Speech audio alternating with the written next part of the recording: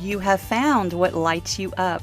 I'm your host, Sunny the Life Coach, and I'm here because I see you searching for something or someone out there to help you feel better. Something to take away the pain that you're feeling, the inadequacies. I know all of the things that happen in life can leave you feeling empty. Your search is over. This podcast is all about finding your own freedom and power to love yourself enough to shine in the ways you were always meant to, the ways in which you are already fully capable of. If you're ready for some real talk, some serious truth bombs, and a few F-bombs, you are in the right place. Let's do this. Let's get lit.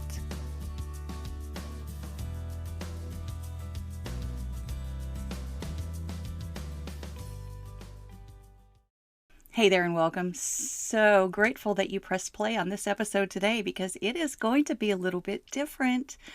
I have never interviewed an author who has written a work of fiction before. So this is going to be our first foray into that area. But what really interested me so much about Carol Finizza's new novel, Murder on Hollywood Beach, is the backstory behind the character itself. But let me tell you a little bit about the book, and then we'll get into just a touch of the backstory before we actually launch into this conversation so that you understand what you are in for. It's good stuff. To describe the book, what happens when your ex-husband's new wife is found murdered on the beach 100 feet from your back door? You find this out in Murder on Hollywood Beach, Carol Finizza's highly anticipated debut murder mystery, and the first in her Messy Girl Murder series. Meet Amanda Beckwith, an anti-heroine for the 21st century. Wacky and reckless, ditzy, endearing, charming, and outlandish. Think Bridget Jones meets Nancy Drew. Amanda, who is a contemporary twist on the long tradition of neurotic women who overthink way too much, is a glorious tribute to imperfection. And her antics stick with us as we cheer her on, all the while worrying about what wrong move she is bound to make next. Carol Finizza has created a delightful new female sleuth, as well as a mystery that keeps us guessing until the last breathless page. Though Amanda is confounded by her own situation and spends hours trying to decipher and make sense of the events surrounding this murder. She's a professional organizer by day with her own popular weekly blog on organization and tidiness for the online version of the Santa Barbara Tribune. She's even organized Carol Burnett's sock drawer. However, now with nothing to show for her short marriage, but a couple of minor brushes with the law and a tiny drinking problem, Amanda escapes to Hollywood Beach, 20 miles south of Santa Barbara, to focus on her career as a professional organizer and messy girl blogger, only to stumble onto a murder that she herself becomes implicated in. If only she could straighten up her life the way she organizes closets. So when Bree, her ex-husband's wife, is found murdered on the beach behind Amanda's house, her life spirals into chaos. When Amanda lies about her whereabouts on the night of the murder, detectives single her out as a person of interest with motive, means, and opportunity to pull off the crime. With few people interested in her side of the story, she is forced to resort to her own devices to clear her name. All roads are leading to her ex-husband Jeff's wellness refuge, the Center, tucked into the hills of Montecito and overlooking the vast Pacific, and a temple to all things Zen. What secrets are hiding there, and could it lead Amanda right into the murderer's lair? As Amanda edges closer to discovering Bree's murderer, her status shifts from person of interest to next victim. Oh my goodness, this is a fun read. you all. It really is. And again, we're going to talk about this some more, but what I really want you to know going into this conversation is that Amanda, the character Amanda, the central character here, the anti-heroine, if you will, is modeled after Carol's own daughter. And what we are going to talk about is the process of creating this character, Amanda, and what that really meant, the things that were going on in Carol's own life with her own family when Amanda was initially created, and what she has gone through, what Carol herself has gone through in getting this book published and making it out there to all of us to be able to experience Amanda's world. Okay. And there are so many ways that I can resonate with Amanda, especially even having given you a description of the book, for example, having her be reckless, ditzy, endearing, charming, and outlandish, for example. And what I really love is talking about women who overthink way too much, and it is a glorious tribute to imperfection. Yes, yes, yes, all of those things. So I'm not going to go into too much more with you, other than I just want to let you know a little bit more about Carol before we turn this conversation over. Carol has had a passion for storytelling since crafting articles for her college newspaper. And she was a former sports writer for the Orange County Register and a regular contributor to Orange Coast magazine. She continued her writing career in advertising, where she wrote ad copy for some of Orange County's most successful companies and nonprofit organizations. Carol served as director of marketing for the Strand at Headlands, a historic property located on California's Gold Coast. Her creative and inspired approach to marketing, her deep connection to the community, and her team spirit helped to position the Strand as one of California's most coveted residential communities and story destinations. Carol is also the author of the Surf-vival Handbook for Land and Sea, a girl's guide to life at the beach, and she wrote that under Carol O'Connell. Murder on Hollywood Beach is Carol's debut novel in the Messy Girl Murder series. So this is already going to be a series. It's good. It's really that good. Let's do it. Welcome, Carol. I am so grateful to have you here because this is my very first conversation with an author of a fiction novel, of a work of fiction. So this is fun. This is a fun experience for us both. Thank you for joining us. Thank you. I'm so thrilled to be your first. Yes. Oh my goodness. What lights you up, Carol? Well, I heard that question. What lights me up is seeing my family happy. The joy of a happy family. My kids, my grandchildren, and it's not always the case. So I have to work on that. Yeah. Yeah. Just seeing everyone around you happy. How about yourself, though? Very curious. Oh, I'm very fortunate. I'm that kind of glass half full person that I wake up every day and kind of find something good about the day. And walk on the beach, playing golf, just spending time with friends, but mostly I would say the well-being of my family is what feeds my soul, truly. Ooh, all right. Well, we're going to talk about family, and we're going to talk about well-being and feeding souls in a moment. Right now, I want to talk about your book, Murder on Hollywood Beach, which is it is a work of fiction. And it's not your first book, correct? Yes, correct. Okay. My first book was a little surfer book. Yeah, a little surfer book. I love that. Okay, so you're in California. You're in California, yes? Okay. On California the beach. girl. California girl on the beach. Wrote a little book about surfing, and decided to write this, kind of murder mystery thing.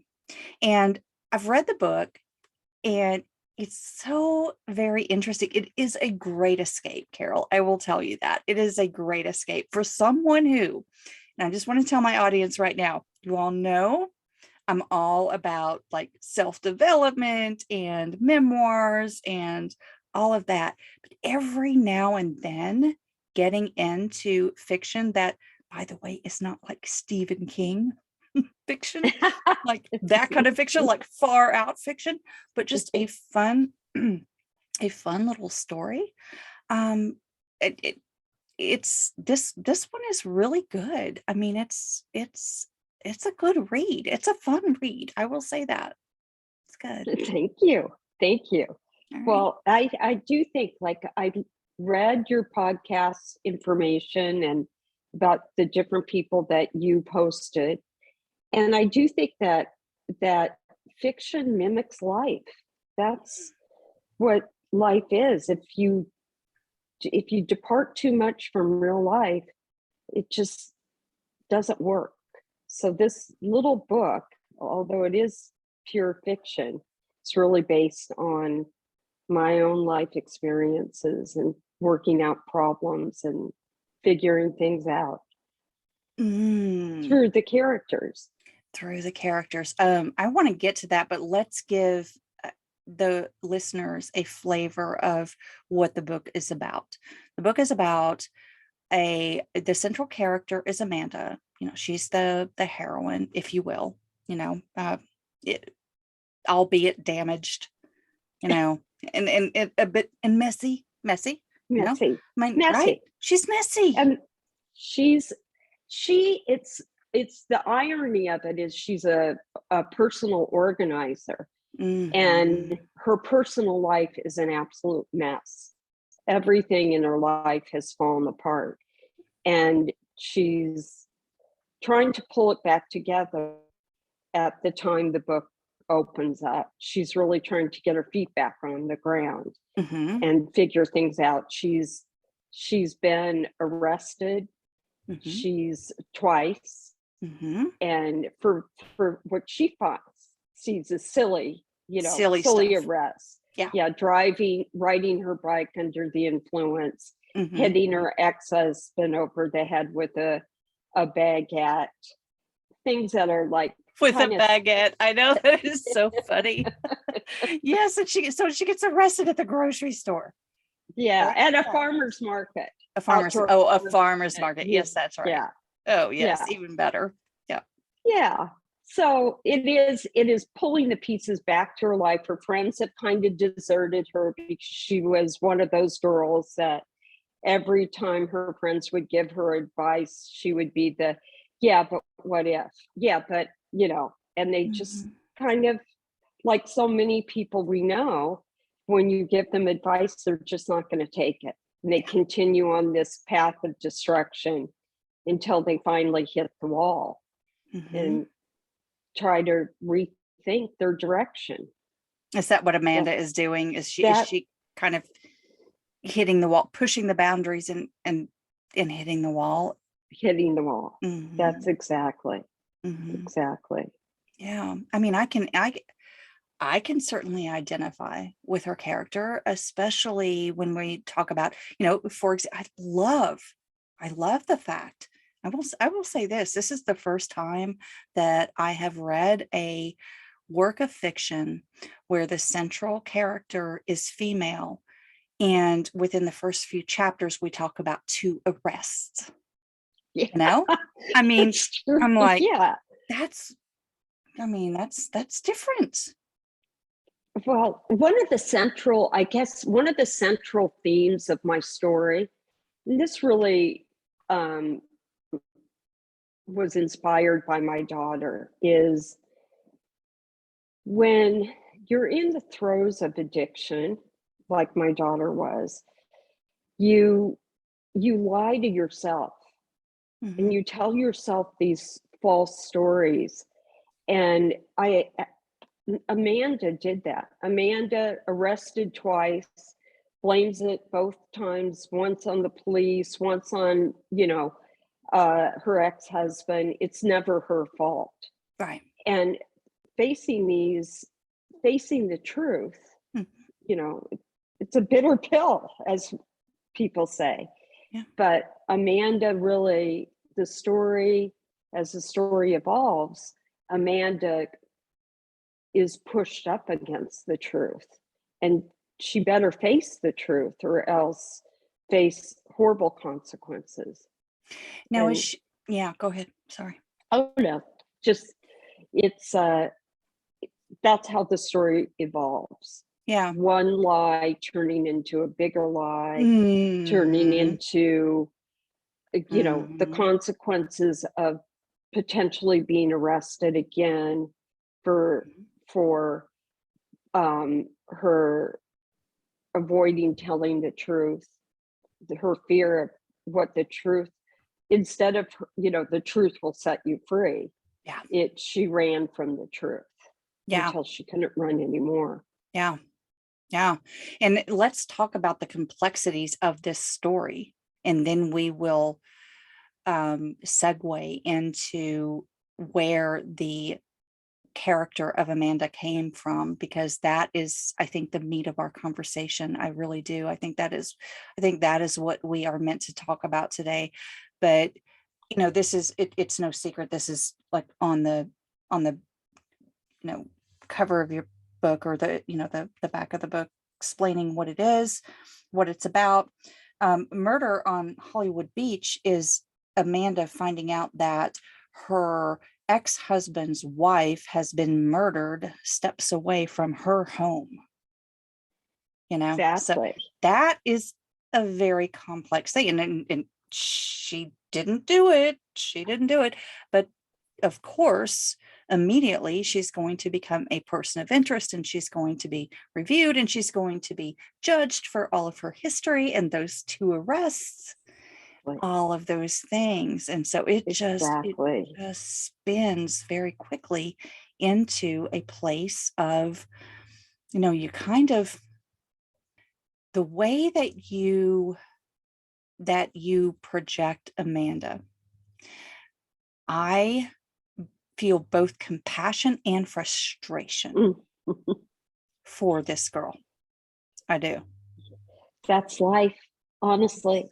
It That is. is I am so glad you articulated that so well, because it is a balance as a mother with a daughter who struggles, the compassion, the frustration.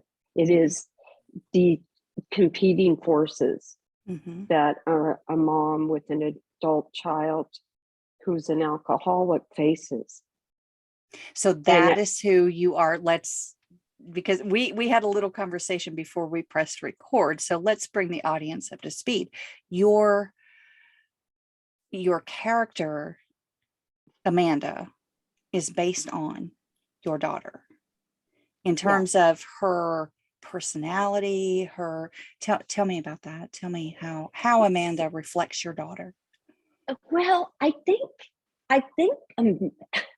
it's such a combination of myself and my daughter, but the character and the circumstances, the the lies and dishonesty to get herself out of trouble, that she would be have been so much better off being upfront in the beginning. It Mhm. would have been all over and done with. Instead, it just is mounts one lie on top of the other. And I think that's really the frustration that I experienced in with my daughter in writing this book, was a way to work through that frustration. Like, I can't make my daughter grow as into an adult and a responsible person, but I Mhm. sure can make my character, Amanda, face up to these challenges and responsibilities,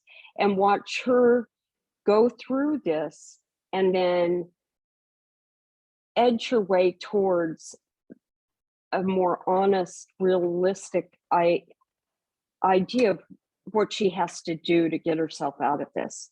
It's not about leaning on her parents. It's not about, having her parents bail her out. It's about her finally figuring it out for herself. And it took forever with my daughter. And so writing this book was something I could control versus the out of control world I was living in, with a girl who is very willful, determined, and has yet to fully grown up. Is that right? Did I say? Where were you? Oh, it's perfect. Where were you in life? Describe for us where you were in life when you decided to write this book and create the character Amanda. So my husband had just been diagnosed with cancer, and I found out my daughter was an alcoholic. And any parent who's listening, anyone who's experiences this knows your parents are so clueless, truly. I mean, I was so clueless. And it was just the perfect storm of my husband going through this horrible situation, my daughter who's totally out of control, had been out of control until I finally realized it. And then all these hours in waiting rooms and lots of time. I had taken a leave of absence from my job, and, sitting there and trying to imagine some resolution to this situation with my daughter, which it's impossible to make anyone do anything. Right. So writing, and I think for anyone, for nonfiction and fiction writers, it's a way of processing serious events in your life. Yeah. And how you process it, how you find your way out of it, is personal to everyone.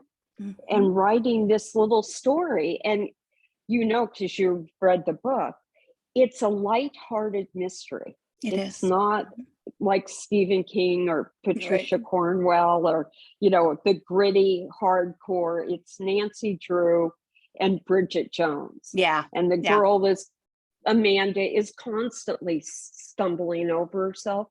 But in all honesty, it's a very compelling story about someone who has to find their way out of a horrible situation under the worst of circumstances and not fall back into taking a drink and escaping in that way.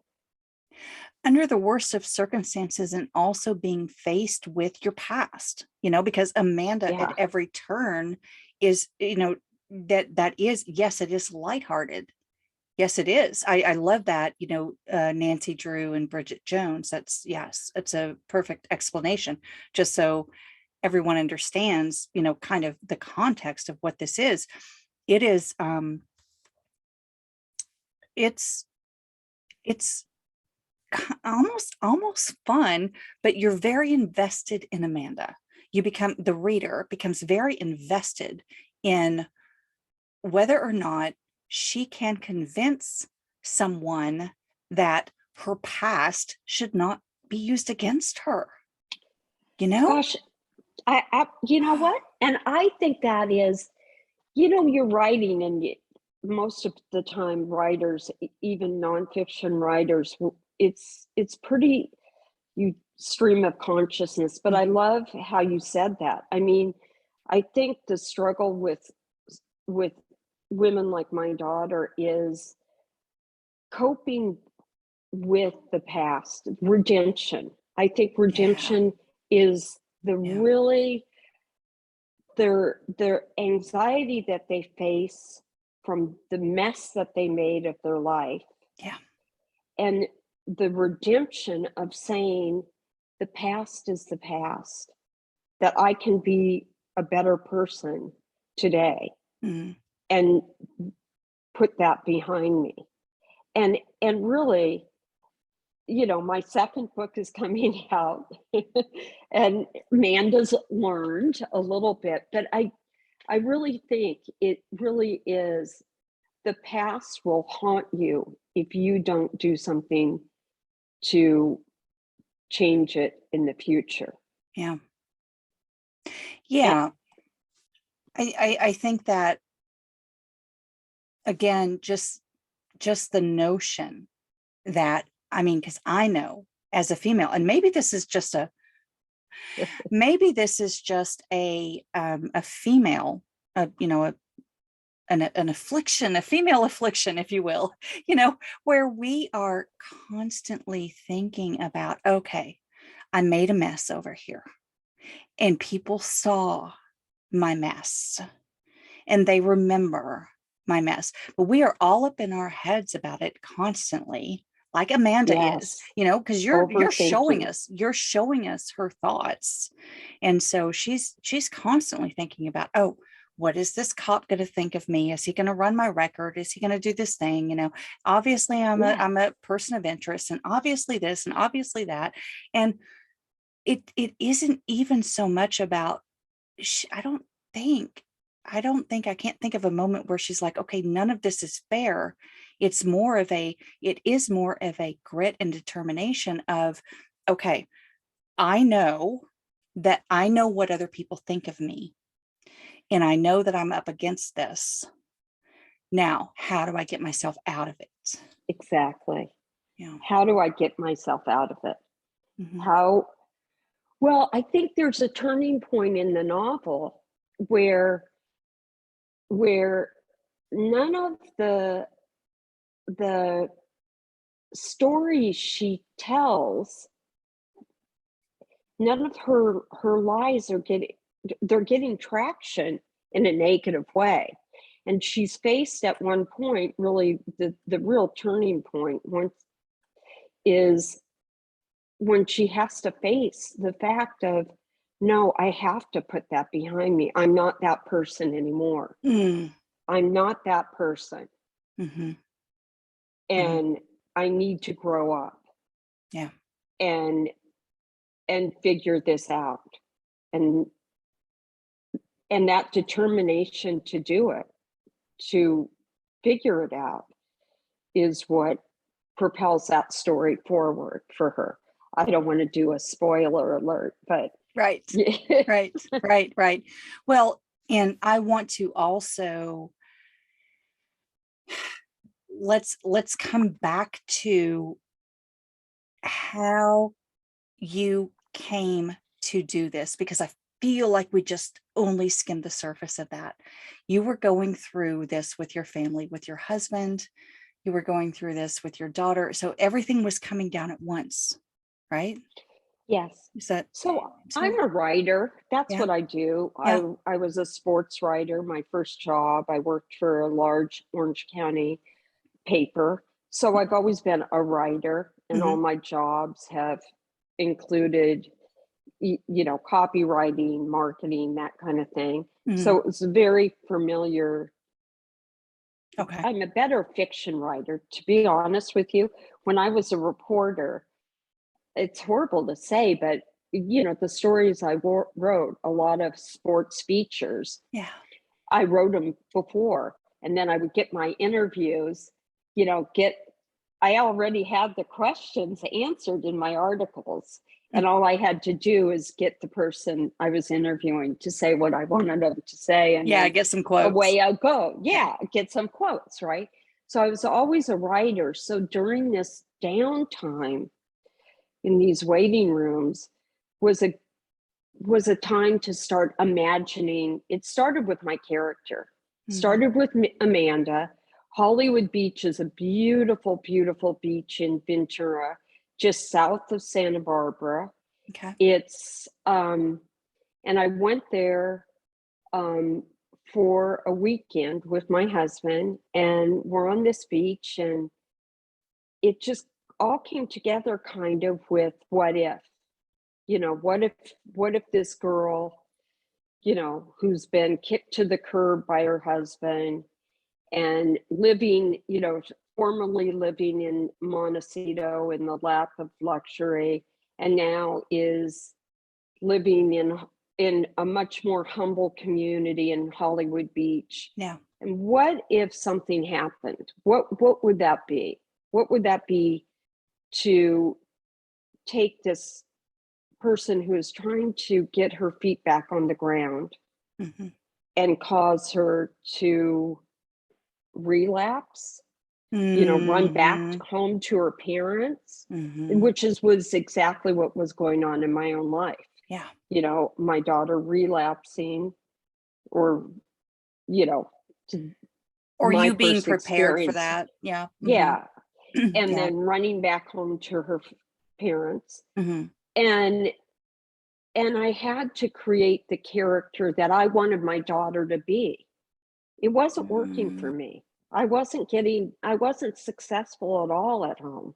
I wasn't, as much as I attempted to inform myself about the disease, I personally was hitting the wall. It was horrible. Yeah. And there was resentment from me, from my daughter.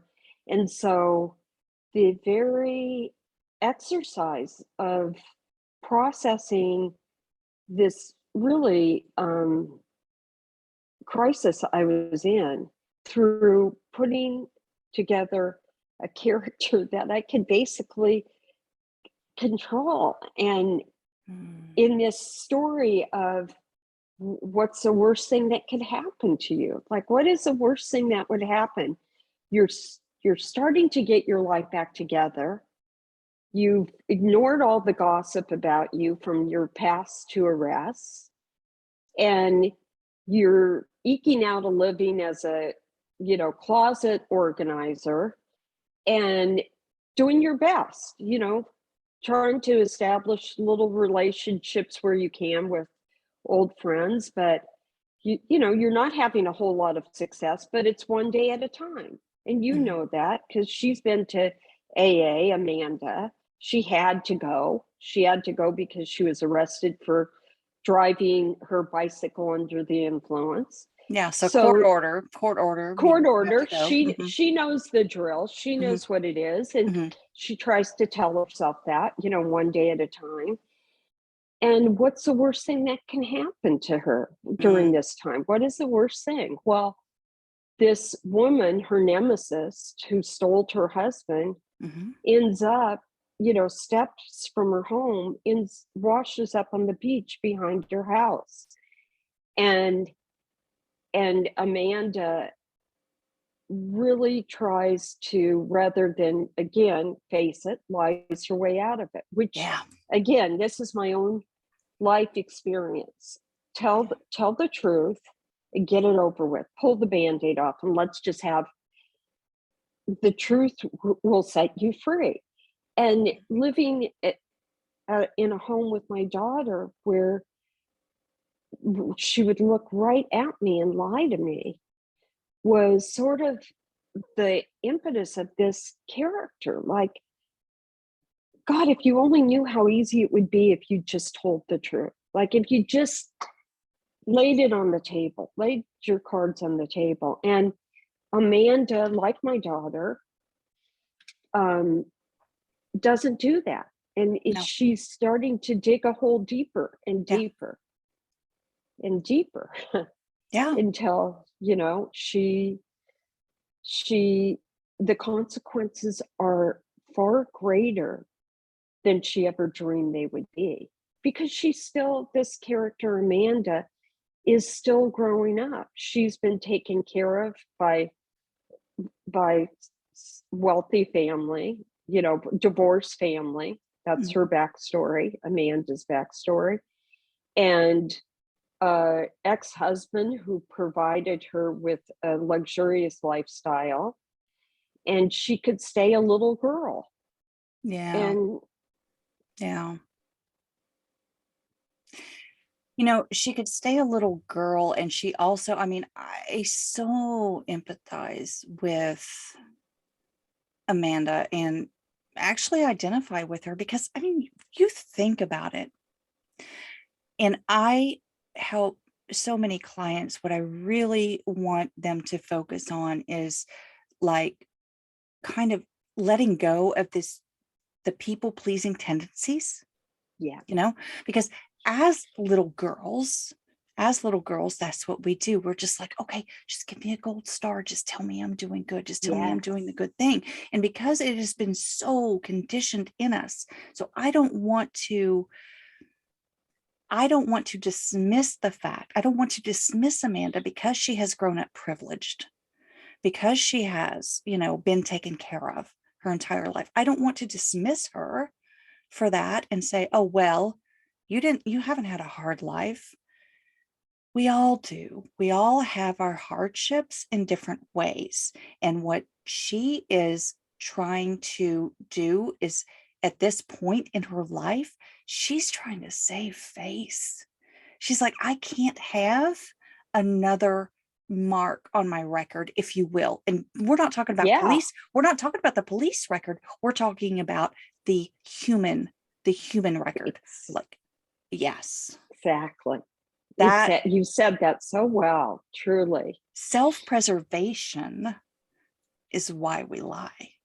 Like, I want to control the narrative. I want to Yes. control what other people think of me. And so Amanda is lying about where she's been or who she's been with the night of the murder for self-preservation and knowing that her history is shit. Yeah. I mean, that's it. Perfectly said. Per- perfectly said. Maybe I can identify a little bit. That's all I'm Well, saying. I think we Yeah. all can. I mean, I Yeah. think I think that's the process of life, is becoming who we are today in Yes. the best way. And we all have everything still to learn. Yes. And but I do think, like, I I'm a big reader and a big movie watcher, and I love uh so there's so many literature characters that people should actually watch Mm-hmm. to get a sense of who they are, like Scarlett O'Hara Mm-hmm. in Gone with the Wind. I mean, she really didn't care about her reputation. She just, Mm-hmm. powered through it no matter what. She was very driven and very focused. But we're not like that in real life. I mean, we're flawed, and Yeah. like you said, we're just protecting who we think we are and want to Mm-hmm. be. And you said it so well, people pleasers. I've really tried to get away from that in my adult life. It is not an easy thing. I mean, it is, I mean, No. to try to let go of that because you don't even realize that it is almost like your security blanket. And the number of clients that I have had a conversation with about people pleasing, where I have shown them that they are the ones trying to control, and Oh, yeah. manipulate. It's like, you are a manipulator. If and Amanda is a Oh, classic manipulator. She is well, classic. She is trying to manipulate everybody around her everything. to Yeah. say, this is, yep, I have a great life. I'm not messy at all. Bullshit. Yeah, Yeah. exactly. But just think of this: is me in real Yeah. life, Yes. people pleaser extraordinaire, and then my daughter in real life, Uh-huh. people pleaser extraordinaire. Uh-huh. So Yeah. together, the two of us trying to, like, ease our way, like, please our way out of her addiction, or Yeah. please it, and it just becomes a nightmare. Yeah. It just tear your hair out. Yeah. There's no winner. There's no there there's no No. there's no winner in that scenario. There's no winner in terms of we can't, and this is a message for anyone listening. I want everyone to truly understand that we cannot change the hearts and minds of other people. We can manipulate, we can put things out there, we can structure, we can posture, we can pretend, and maybe they will see us the way we want to be seen. But at the end of it, at the end of the day, as you said, if we just tell the truth, it's just so much easier. And it is Yeah. ripping the band-aid off. And it Yeah. is so uncomfortable in the moment. However, the hole doesn't get dug nearly as deep if you just put it out there. This is who I am. If you don't appreciate that, if that doesn't jive with you, if that doesn't align with your moon and your stars and your solar system, okay, peace be with you. Exactly. You know, Exactly. but we can't do that, and we It's what it especially can't do that. We especially can't do that with our family. well, and that truly is the beauty, the freedom of doing it in a book, of Yeah, writing it in a book. yeah, Because in a book you've got, well, 300 pages to work it out. yeah, And you can do and say and be the person that you really want to be, or the person that you're trying to help. You can yeah. make that person come to the resolution as a mom, the resolution that you're praying for, really. Mm-hmm. And um, the happy ending, the true light at the end of the tunnel. In real life, it's just a struggle. And you both, like myself, my daughter, in these situations, it brings out the worst in us. Mm-hmm. I'm not my best self. Mm-hmm. Um, and so, but in the story, I can find my best self.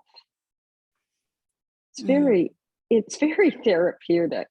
Yes, I was actually just, thank you for saying that, because I was just getting ready to say it's basically you have decided this is my therapy. This is how I'm going to, because let me tell you, from a coaching perspective, what we say, what we do ourselves and what we generally advise clients to do is a stream of consciousness writing, and just, dump all of your thoughts out onto the paper and really examine them and understand where what you really are, who you really are, all of those things. Right. I mean, those are exercises that we do. When you're taking it a step further and you're like, okay, I'm just going to go over here and create an entirely different world in which I can make this make Yeah, sense. that's it. That Wow. is, well, Hmm. really and truly, it is in the insanity and craziness of a situation. Hmm. You can put one foot in front of the other, through your computer writing, and have it make sense. Hmm. It doesn't make sense at all. You can figure it out through that process, and find your peace, or find that moment where you can just take a deep breath and say, okay, Exhale. yeah, Are you exhaling now? yes. Or are you still on a roller coaster? I mean, or are you still on a roller coaster? And that's I okay too. That's I am it's life. still on a roller coaster. Okay. There's still Yeah. the my daughter's still struggling. Yeah. She is going through, she has great uh moments and lengths of time of sobriety, Hmm. and commitment to AA. And then there are times when she doesn't. And those are horrible for me. I mean, really, and horrible for her. Mhm. But um, I guess that inspired my second book. Okay, yeah, I wanted to, yes, thank you. I wanted to talk about that because it's like when I saw this, it said it's the first in a series. So did you start this out to say, okay, this is going to be the next Nancy Drew, the next Bridget Jones? I mean, did you start Oh, out saying, I'm just going to do a series and I'm just going to write until I can't, until, I can't I'll write just anymore? write forever. Yeah. Absolutely not. I started out just thinking, geez, just get to the second chapter and then the third. And Ah, finally, you just, great. I was organized. I did an outline. I was pretty methodical about the process, Mhm. and you kind of follow the outline. But all I was envisioning for this was just the thrill, joy, unbelievable satisfaction of writing the end at Yeah. the end of that book to say the end. But the door, Amanda, to me, I love that character.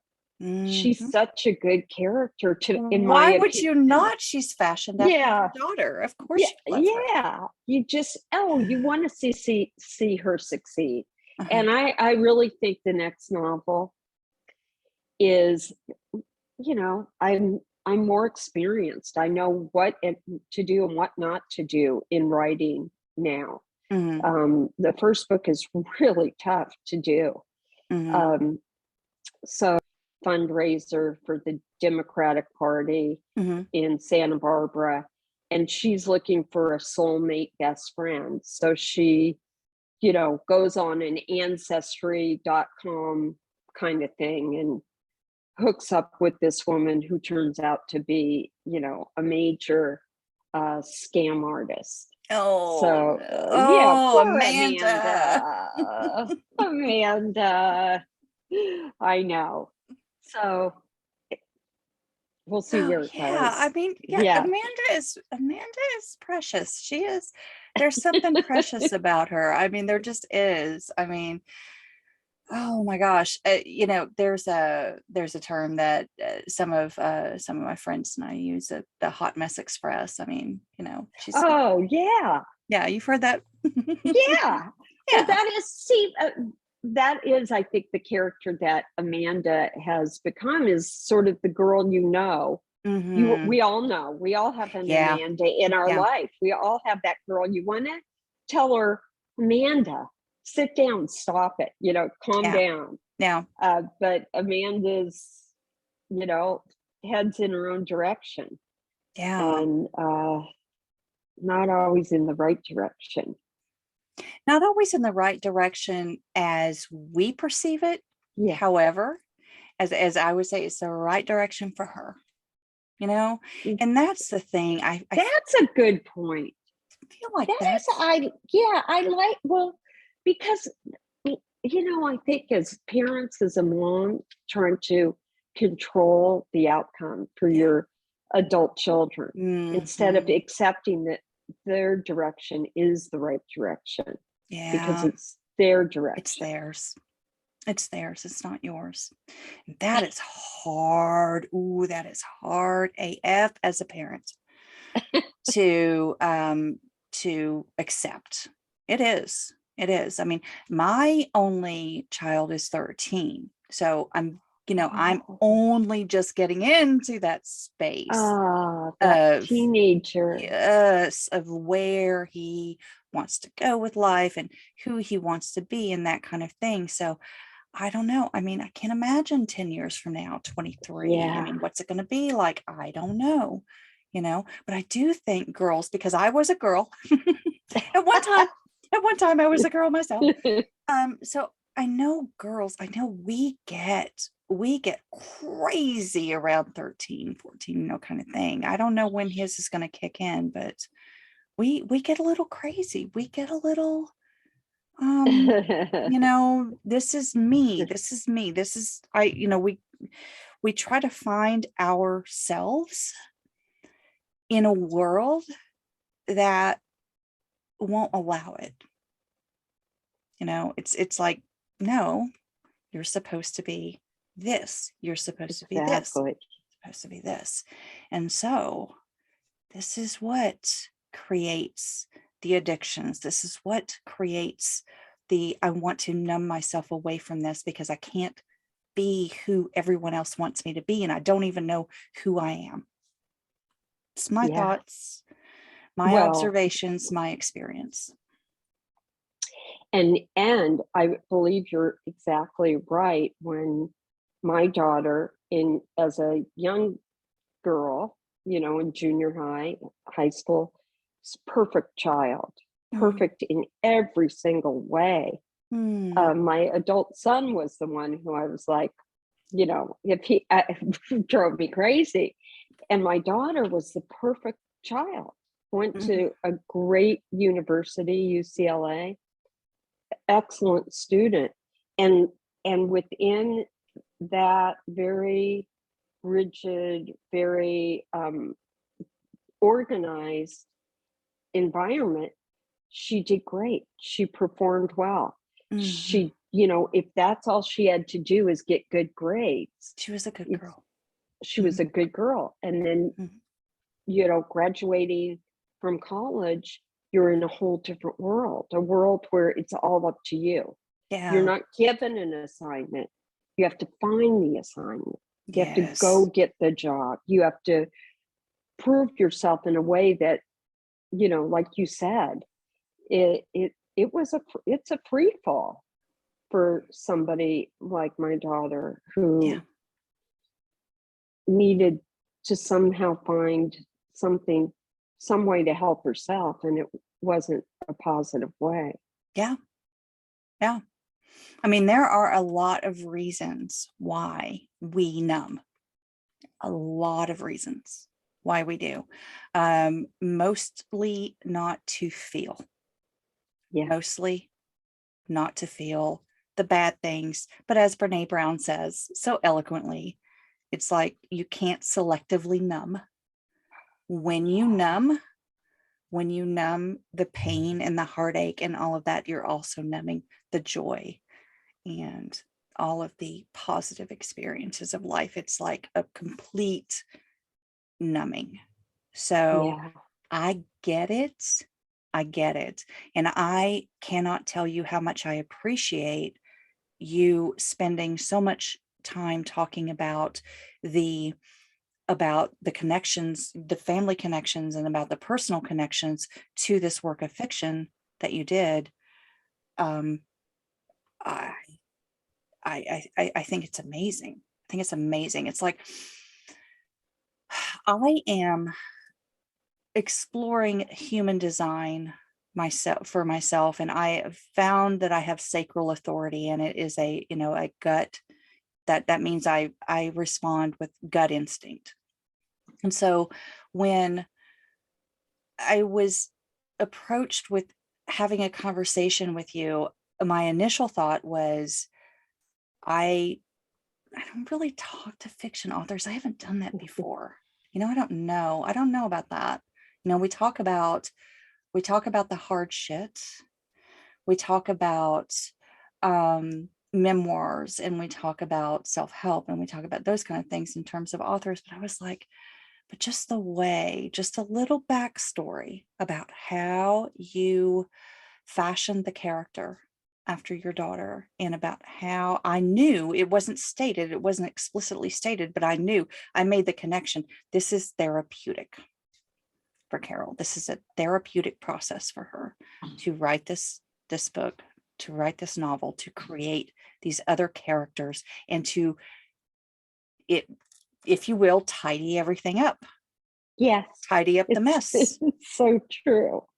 And It I is was so just like, true. I want to talk to her. This is interesting. So I followed my sacral, I followed my gut, and I thought, okay, let's do this. Let's talk to Carol about, about being a mess, about being Yeah, I like that, tying everything together. yeah. So, um, how are so your daughter is still probably moving through her own things in her own space. How's your husband? Well, my husband passed away 10 years ago. Wow. Okay. So Yeah, this started back then. then. Yes. Wow. Yeah. Okay. And then Time. I put it away for a long time. I got you. And actually it was with a publisher in New York. And then they rejected it for whatever reason, as books are Uh-huh. rejected a lot, right? Yeah. Yeah. Um, and then during COVID, I drug it out and did some updating and, rewriting and figured out, what worked and what didn't work. And then one of my very close friends, a writer, I just asked for her advice. What would you do? Um, she gave me the name of her publisher, and I reached out to them, and they published it. Oh my goodness. Yeah, So it's a this great was thing. it was meant to happen this way at this time. It was Yeah, just meant to happen this way. that's Mm. how life is. Yes, ma'am. Oh, yes, it is. Yes, it is. Meant to happen this way at this time. So let that be a lesson to anyone who is listening, who is thinking, I would love to write a book, but, or, the time just isn't right, or, that kind of thing. I gotta say, out of all of the authors that I've interviewed, I think only one has completed a work in a year. Everyone else Yeah, has been it's been a very drawn a out process. process. It's been a process. Yeah, it's a Yeah, it's a creation. I haven't done it myself. It's like I'm saying this to myself as well. This is a process. This is a creation. This is like birthing something of yourself.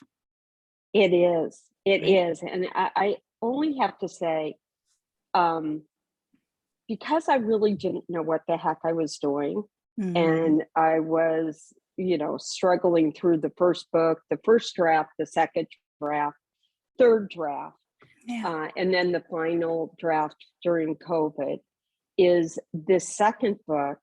And I think this is true for probably many of your authors. Second book is a lot less of a grind It's like because the second kid, right? You carry the yeah, second, you exactly. carry the second kid Boom. like a football. You carry the first Yeah. kid like a Like a like it's China. precious, like it's China. Yes, like it's China. The second kid is like it's a football. It's fine. And every word on the page when I wrote this first draft of it, Mhm. it was like, is that the right word? Mm. The right sentence, the right, you second guess everything because you don't have Yeah. people to feedback. So this is it was a process, but like you said, it was meant to be now. Was meant to be now. Congratulations Thank on you. your baby. Yeah. Congratulations. Where can people find the Murder on Hollywood Beach? Where, if they want to Oh, read thank this book, you. where can they find it? Anywhere books are sold. Anywhere books are sold. Barnes and Noble, Amazon, uh, I think Apple Books, Hmm. anywhere books are sold. Do you have like an Yeah. is there an audiobook too, or is No, that in the there's works? not an Okay. audio book yet. Not yet. Maybe second book, but the first book, Okay. there's an ebook Okay. and there's the hard book, Okay. hardback. Any other ways to connect with you that you want to? Oh, well, I have Oh, my website, mhm. carolfinizzaauthor.com. Okay. And yeah, and that website has all my information on it. Yes. Fantastic. I will make sure that I add that to the show notes so that anyone can connect with Carol that would like to. And any parting words, any Oh, I thoughts? just want to express my gratitude to you. You opened up the show with expressing your gratitude. Well, I'd like to just share that with you, my gratitude for really giving me an audience and a voice to tell the story, and really to support any person, woman who is going through what I'm going through, Yeah. to never give up hope. And, writing is a great tool, a great mental tool Yeah. to work through a lot of the stress and that a crisis like this brings. Yes. So I want to say thank you so much. Thank you. Thank you. I have heard that again. I have heard that from every author that mm, it is a healing process.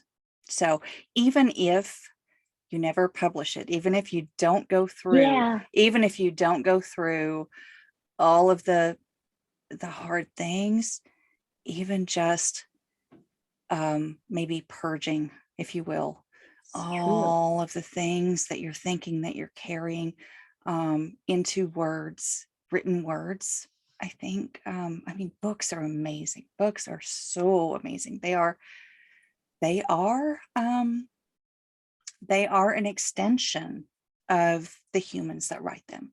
So thank you. Absolutely. Thank you. Thank you Thank you so much. so much. It's been an honor. Yes, yes, yes.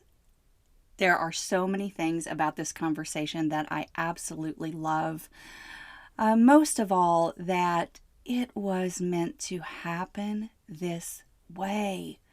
Oh, yes, it was so meant to happen this way. I am so grateful that Carol was able to find a way to process very difficult things for her. Now, by the way, I didn't mention this, and I don't think this really came through in our conversation, but Carol's daughter knows that Amanda is fashioned after her. So, and by all accounts, she is appreciative of that. So, there is that. And Carol has already given a status update on where her daughter is now and that she's working on the second book. I just think it's a beautiful thing.